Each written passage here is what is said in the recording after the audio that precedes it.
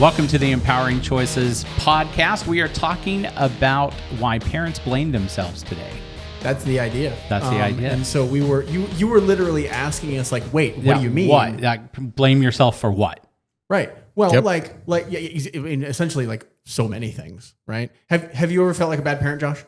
I mean, yeah, there's times that I think, I should have. I guess then there you go. Yeah. Correct. Well, give us an example. Like you thought of one. I think an example would be when I'm really tired and I feel like I should get down on the floor and play, but I'm so tired, I just want to spend a few moments on my phone.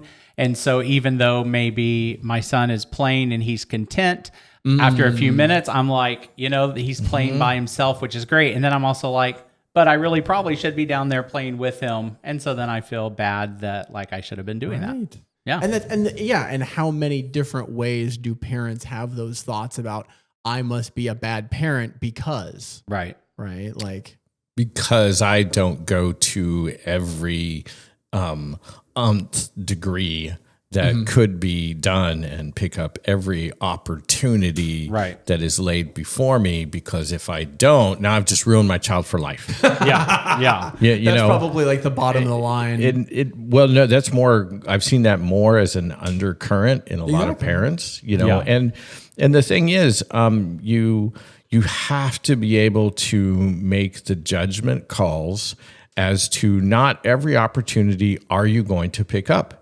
And it's it would okay. Be objectively impossible. Well, you could run yourself absolutely ragged into the ground. And if you go down, your kids go down. Right. And so you have to have a good balance of that understanding. If you're like you gave the example, I'm tired, and so you helped, you were engaging to a certain degree with your child. And then you're like, okay, but for today, that's all I can do. Right. And that's okay. When I was doing my master's degree, I would wind up with 10 to 20 minute windows.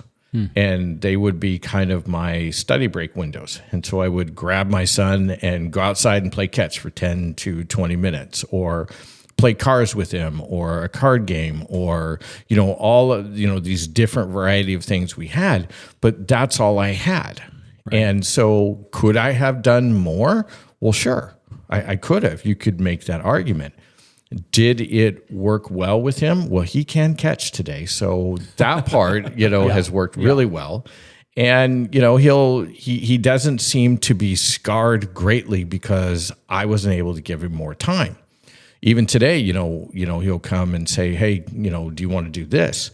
And it's in my mind to go, okay, how am I going to carve that time out? It's already and it started way back when he asks, I automatically go, we will carve the time out. Now, where is that available? And so if it's not available in that day, I will let him know, listen, I can't do that today. Let's do it this day, and set up a time. And then I have to follow through, as my dad didn't do, consistently and actually show up and do it. With things you said you were going to do. Bingo. And then presto magic. Yes. Because there's different ways of not showing up. You could just never promise anything and not be there. Yep. But I'm going to. Yep. And then not doing it is a different version of bad. I had a parent yesterday who was talking about she felt like she was a bad parent because her daughter would want to play with toys and she didn't know how to play. And I'm like, different okay, problem. That's on the surface, it seems like a different problem. I said, so I looked and our playroom was open and I said, hey, let's go over to the playroom. And so then I'm showing her different ways that I learned how to be able to play. Right. My first experience with play therapy with an 8-year-old, maybe she was 7-year-old girl, was she handed me an American doll and said, you get to be her. I'm looking at this thing and I'm looking at her and she's like, well, you've played with dolls before when you were growing up, right? What an amusing belief that she had. Well, yes. I'm Right. And I said, well, does G.I. Joe and Johnny Hex count? And she's like, I don't know what those are. I'm like, I don't think it counts. Right. Case in point. Yeah. And I'm like, okay, what do I do? And she goes, well, you have to dress her. Well, I was just going to say the play therapist would say you ask the kid anyway, but Right. And so we're problem. deviating a little bit from that because, and I'm like, because I learned things about this. And what I learned is when you play with American Dolls or anything in that category, the very first thing that you have to do, and I was just telling a colleague about this, a woman colleague about this experience, is that you have to dress the doll. And the woman's like, yes. But the doll's already dressed. Why am I redressing the doll? And it's like, well, the little girl's like, well, we need to go out. We're going to go to school. And I'm like, okay, good. And she's like, no. Okay. I don't know. Okay, what do I do? She goes, pick something. I'm like, okay. And then she's like, not that. and so then I dressed the doll and she looks over and she goes, seriously? And I'm like, what'd I do? Amazing. And she goes, the clothes aren't even on the right way. Amazing. And so I'm going through this with my mom parent, and I'm like, okay, listen, here's what I did at that time. I took the doll and I used it kind of in an animated way, and I turned the head to her, and I turned the head to me, and I turned the head back to her, and then I gave it a voice, and I said, I think we might have to help this one. I don't think he's ever done this before. And so the girl just laughed and goes, yeah, I think we're going to have to help him. And so then I had an education that was beginning. Which is, so like taking that story, a person might perceive I'm a bad parent because I don't know how to play with my kid. So we're just looping back to the title of I could blame myself. Which is what that mom was doing. Yeah. But you're saying I can take this opportunity and turn it into a positive thing by literally embracing I don't know what I'm doing. You're going to have to teach me, kid. Exactly. And like, I showed up. Yeah. Boom. I'm going to speculate that little girl had no problem educating you on how to play with dolls. She had no problem with that. Yeah. Because she was engaging with you, and that was the play.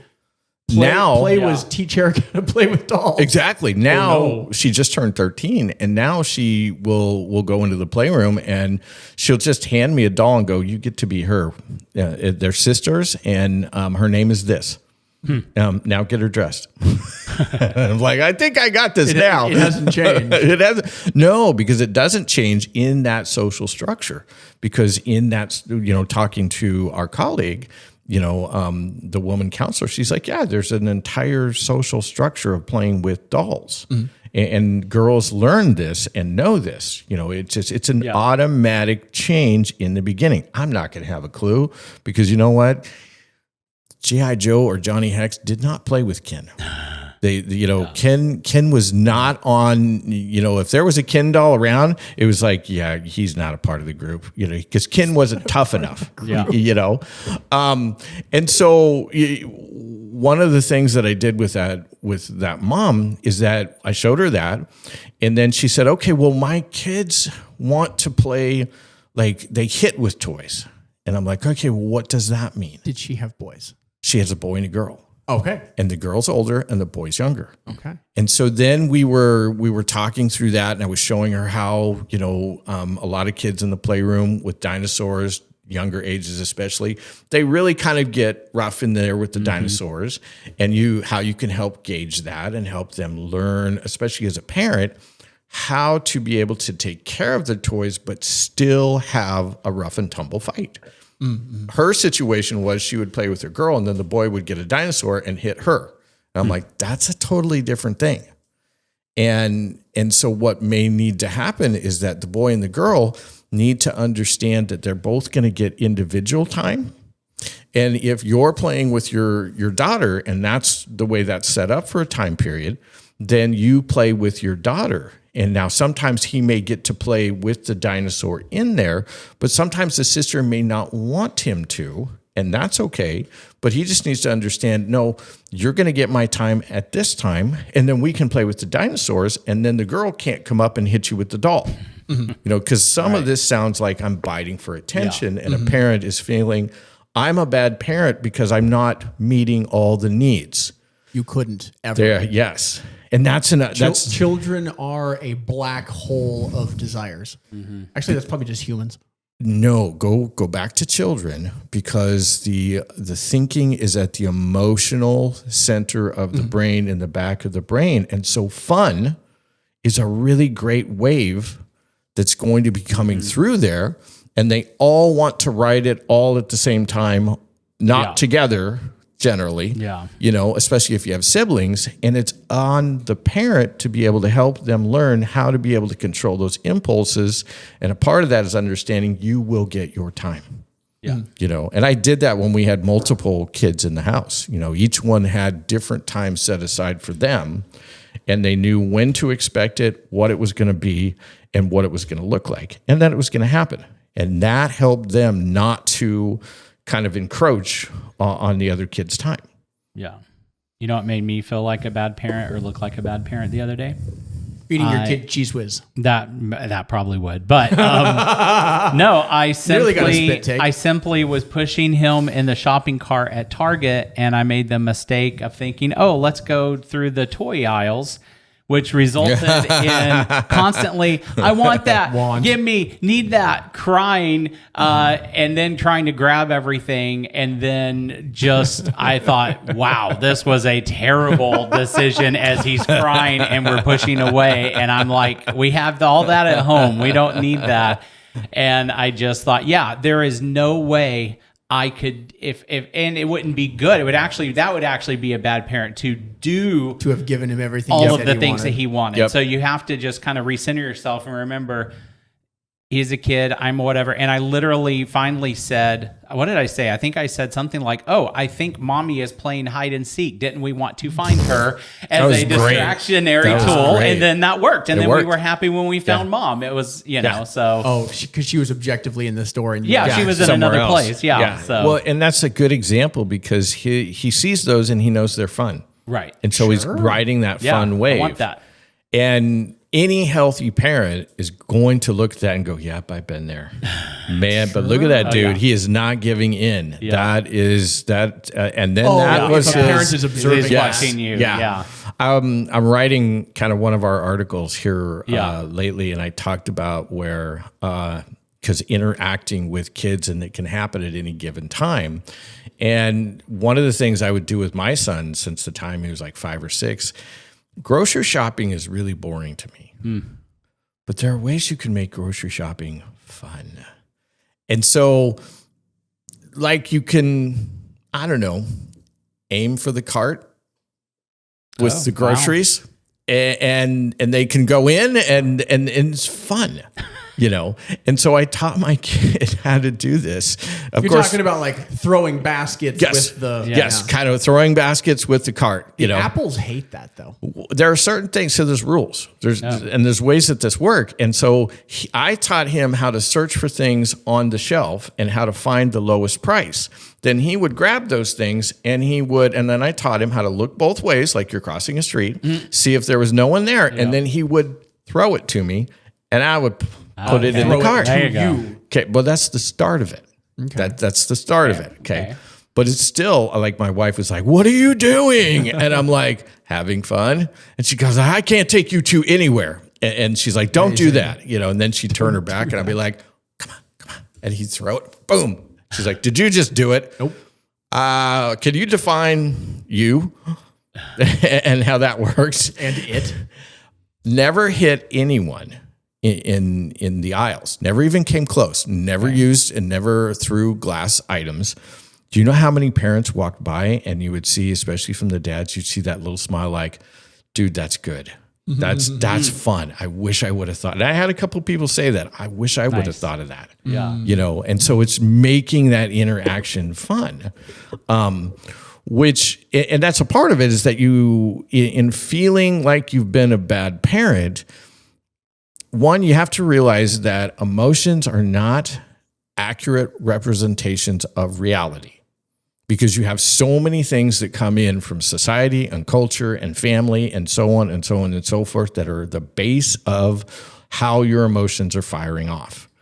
I remember working in a group home one time, and one of the toughest kids there, he had the Legos all over the living room, and he was like the only kid there, and man, he was having a heyday. was one of the best days he was having. One of the staff left to go to the dentist. He came back 2 hours later. He walks in, he looks around, and he goes, this mess is still here? Why isn't this cleaned up? And the kid's probably just, eyeball deep in Legos having a blast. He was having a great time. Destroyed his whole countenance. He went into a meltdown. Uh-oh. Later on, after the guy had cleaned that up, he goes, you know what? He goes, I realize why I did that now. As I grew up, I was only allowed a 2-hour window to have play. any toy out to play. And then my dad would walk in and say that very same thing. He goes, I was my dad. Yep. Yeah. I had no idea, that's what I was doing. And so he's recognizing that the feelings that he had, had baked into him were not accurate representations of reality for every situation he was going to encounter.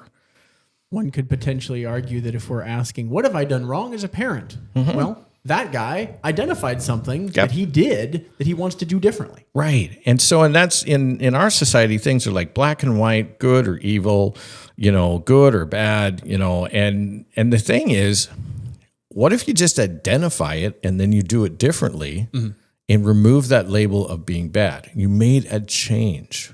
Because we are a society of second chances, but we don't seem to be embracing that for ourselves all that much. And some of the thing is, oh my gosh, the damage I've done, which then just heaps on the guilt. Yeah. I can never repair anything ever again. They're going to be horribly destroyed for life. I'm like, okay, hold I'm on. gonna be living in a van down by the river eating government cheese. Yeah. I love that one. Yeah, I've had that one too. There are times, though, when something is going to happen in the home. And this kind of goes back to that note that we had under this as to putting the ego back in the box. So the ego of a human being, when the child is born, the ego is out here huge. And the ego meaning that they believe the whole world revolves around them. Yeah. Because if it doesn't, they die. I was just going to say, and as a baby, that's actually not an inappropriate belief. It's very, very healthy. I mean, we've had, maybe stories, and I haven't looked into how real it is about human beings who were raised by apes or wolves. Well, there's the story that, as far as I can tell, is objectively accurate called The Boy Who Was Raised as a Dog. Right. Which is a different problem. Right. Well, and the saying is, the point of that is they had to be raised, fed, and protected by something. So they can't do it on their own. Yeah, humans are not self-sufficient from... What? And I mean, even a baby lion cub that is barely have its I just said cub, barely has its eyes open and barely walking is not sufficient to defend itself against a hyena. Not entirely. No. It's not going to happen. And so as the child grows and as their cognition also grows, that ego, through also nurturing and parenting, is going to be getting smaller and smaller and smaller and smaller. And by adulthood, it's kind of put in a box. You have a big picture understanding of the world and that it does not revolve around you and that you are a component in it. And then you are interactive and interdependent with it. Along comes suddenly, you find out that your kid is secretly addicted to drugs, or they make an attempt of suicide on their life, or they get in a horrible car wreck that involved drinking, or whatever you want to do. Or your 5-year-old believes that you're a terrible person because you didn't let them have the toy and they're having a meltdown. I mean, there's just a variety of reasons why you could blame yourself for things. Yes. Now I was going for the little bigger things. Well, yeah, but even that can be. But yes, but when you get these bigger pieces, then the ego, like Jack in the Box, pops back out. And some of the first things a parent will say is, "How did I miss this? How did I not see this? This is all my fault. This is all I am to blame for this." And what you have to do at that point, because that's different than what you were explaining, is that you've got to put that ego back in the box. It's got to go back in there before you can really deal with that. Because the bottom line is, even if there was something in your parenting or your home that may have contributed to whatever the disaster was, it is not one person's fault. And you're not going to get anywhere until you get that ego back in the box. And then you can look at it as a whole. Well, even if I'm just thinking out loud, like even let's pretend it was your fault. Wallowing in your self-pity is not effective anyway. No. I worked with a family whose daughter tried to commit suicide. When we were working with what the family was like, I learned that these two people had basically been homeless throughout most of their teenage life and had met on the streets and had gotten married in a very big city. These are the parents. These are the parents. Family, yeah.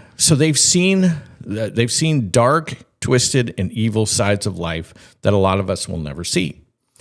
They have a 15-year-old daughter that they see as very attractive.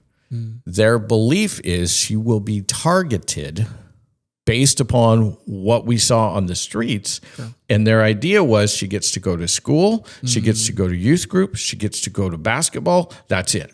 Protect. Her involvement in the world is done after that. Her perception of that is because kids under 18 don't have big picture thinking. They can't think long term. And her perception was, I will never, ever get free from this. This will be the rest of my life for my entire life. I am trapped like a slave. And that was the reason why she tried to commit suicide. Because she felt trapped. Yes. Yeah. Now, who's to blame? It's not about a blame, but the parents both are going, we did this. And I'm going, we got to put the ego back in the box. And then we just have to address the isms, because I totally get why you guys have the philosophy that you have. I totally get it. Now you have to realize that in the town you live in is not the big town you grew up in. And the same evils are not there the way they were. If you grew up in LA and you're now living in small town America, exactly, your environment's different. It's the whole backdrop is different. Yes, there will be some things that are still going to be, you have alcohol, you have drugs, boom, I get it. But now you have more of a normalcy that you can help your child with in those types of interactions. And so once we could put the ego back in the box and I could help them stop blaming themselves and get away from that part, then they could work on different systems within the family. And did the girl kind of skirt the lines at times? Yes, but that's actually normal human healthy development. And they got to implement normal, healthy human structural consequences to which would end at certain periods, and she could then retry. It reminds me of the conversation I'll have with folks sometimes around, and these are my definitions, I don't know if they're universal, the difference between shame and guilt. Guilt, well, no, I'll start from the other direction. Shame tells you you're a terrible person. That's not very actionable. I can't do anything with that. It just makes me feel terrible. Guilt says you have a problem, you need to fix it. Oh, I can do something with that. I can assuage my guilt. I can solve the problem by doing something. Ta-da, right? Shame just tells you you're a terrible person. You should live in it forever, right? And so in your situation, you're saying we have a problem and it's fixable. If we just get stuck in the I'm a terrible person, we're not getting anywhere. Nope, not a bit. In fact, you're going to go even worse. We're going to make it worse. Yeah, it's why one of the things that they found in drug and alcohol rehabs for adolescents was unless they work with the family unit, things aren't going to get better. And so family counseling became a very big component of that to help the family itself address what's happening. Gosh, I can't remember. Wasn't the show The Biggest Loser? There was another show where a guy worked with people for an entire year on losing weight, and his focus was transforming their entire life. And he would have them come to his center for like the first 3-4 months. Then he would go to their home during the next 3-4 months at periodic times without them, but he would identify, look, these things can't be here. And so he would go through the pantry, he would go through the refrigerator, and he would literally, be dumping things into the garbage can. You can't have these, you can't have these, you can't have these. So, of course, you have all these agreements that he can actually do this. The last 3-4 months, the person goes home and he supports them there with all of the living things, the cooking, the exercise, the dietary, the different things that they've been working on because they're doing therapy, through the whole thing. And it was amazing that how many of the homes, when the person got back in there, those things were still there. They'd either take them out of the garbage or, of course, now we're months down the road. So they bought more. And the person is going, I'm failing, and he would come into the house. Chris Powell, I think is his name. And he would come into the house periodically to work with them. And he's like noticing, you're gaining weight back. What's going on? And then he would address the home. And the whole thing wasn't a judgmental. It was, listen, systems in the home have to change for the person to be able to keep and maintain what it is they're achieving, And so that was a whole piece that had to be addressed there. And those that were most successful, from what I remember, those changes were made. Yep. Lots of changes require, lots of change, I think. And they're hard. And I mean, as counselors, we see people who work on the same changes and it takes them a long time. So yeah, it's easy to kind of wallow in I'm a terrible person or a terrible parent and I'm going to ruin their lives forever. Yeah, but you can approach that differently and then do as reasonable a job as you can at parenting, because ain't none of us perfect. Yeah. And then, like you said, you approach it from, okay, what do I want to change? Right. How do I want to make some changes? Instead of blaming yourself, observe what can be done differently. There you go. Well, maybe we put a bookmark in that. Yeah. So basically, I'm not a terrible parent for pushing my crying child out of the toy section. No, I think we both agreed that that particular instance was the best option. I think you said it. I shouldn't have, based on the environment, I shouldn't have gone there in the first place. Is the takeaway. Yes. Yeah. I think the main takeaway was me thinking, wow, this was a terrible idea. Right. And I will never do this next again time until I do it. Maybe not. Yeah. Yeah, totally. So, definitely let us know in the comments if there's been a time that you felt like a bad parent, and sort of some of the ways that you've dealt with that. And we will see you on the next episode.